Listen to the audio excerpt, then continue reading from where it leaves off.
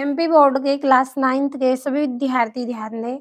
आज की इस क्लास में वार्षिक परीक्षा के लिए हिंदी के कुछ ऐसे प्रश्न हम पढ़ेंगे जो 5 फरवरी के दिन आपको एग्जाम में देखने को मिलेंगे।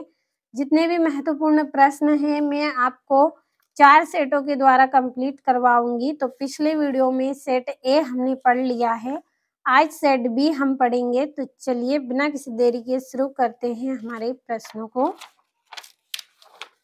तो आपको चारों सेट पढ़ना है, क्योंकि एक सेट यदि आप पढ़ेंगे तो उससे आपको 15 से 20 अंक मिलेंगे, और 4 सेट पढ़ेंगे जब जाकर आपको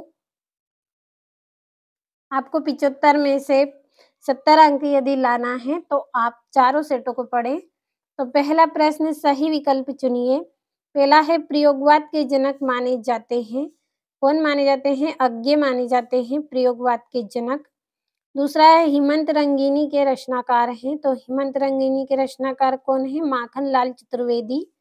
तीसरा है श्रृंगार रस का स्थायी भाव क्या है? तो श्रृंगार रस का स्थायी भाव क्या है? रति है।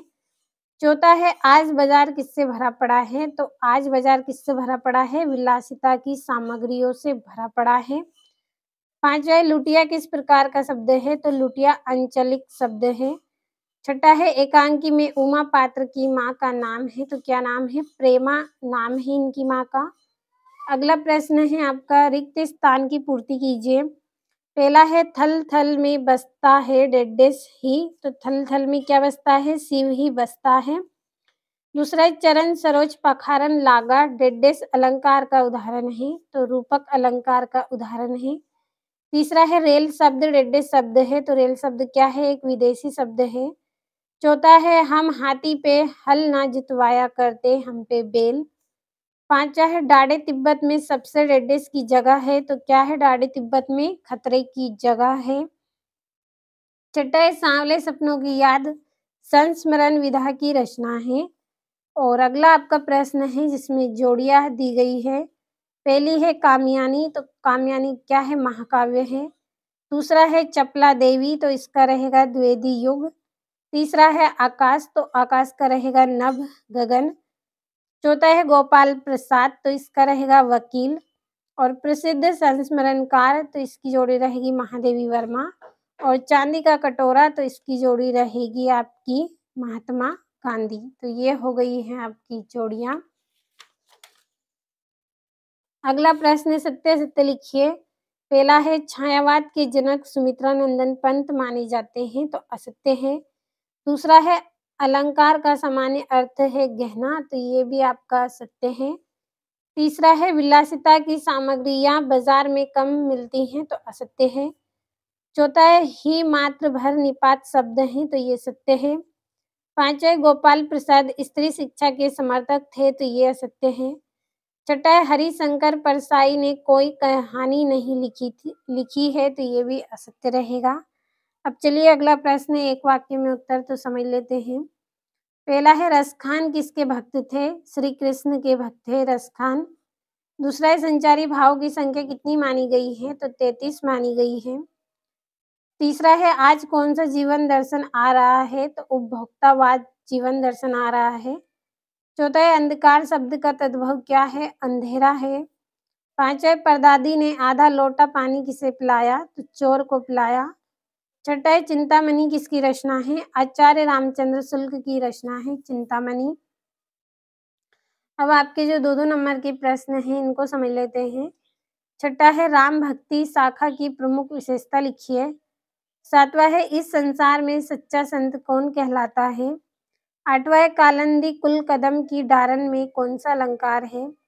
नौवां है कवि ने पीपल को ही बड़ा बुजुर्ग क्यों कहा?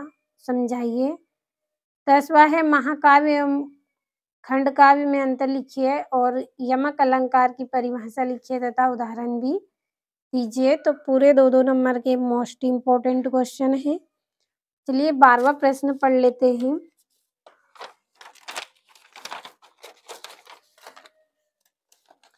12वां प्रश्न है नाटक और एकांकी में अंतर लिखिए।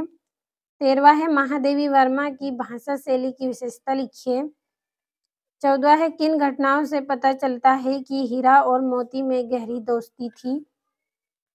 15वां है प्रेमचंद्र के फटे जूते। पाठ के आधार पर प्रेमचंद्र के व्यक्तित्व की 2 विशेषता लिखिए और समास किसे कहते हैं उसके भेद लिखिए और मृत्यु का तरल दूत किसे कहा गया है और क्यों।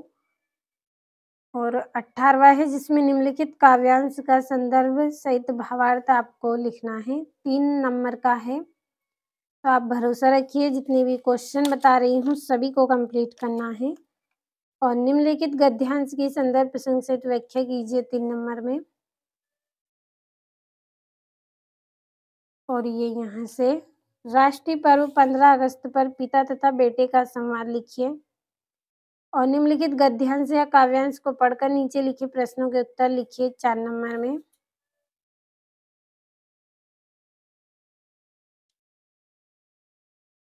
अब 22वां प्रश्न समझेंगे।